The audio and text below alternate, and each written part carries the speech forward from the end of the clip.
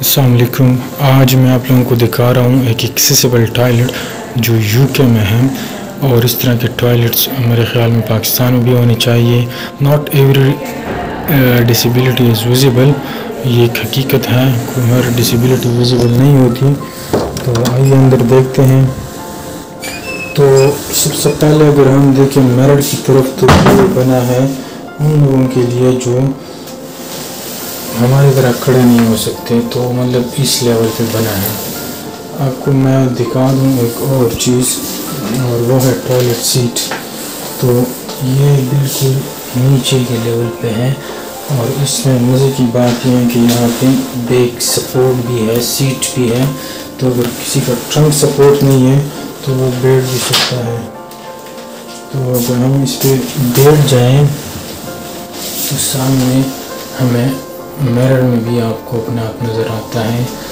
इसी लेवल पे इनके लिए डस्टबिन रखा गया है यहाँ पे। इसी के साथ ही ब्रश होता है अगर कोई यूज़ करना चाहते हैं। लाइट की वायरिंग जो है वो भी इनके रीच में होता है।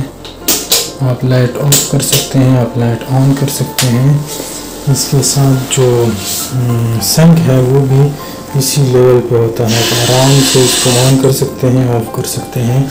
साथ में हैंडल है सपोर्ट के लिए, एक हैंडल यहाँ पे है सपोर्ट के लिए।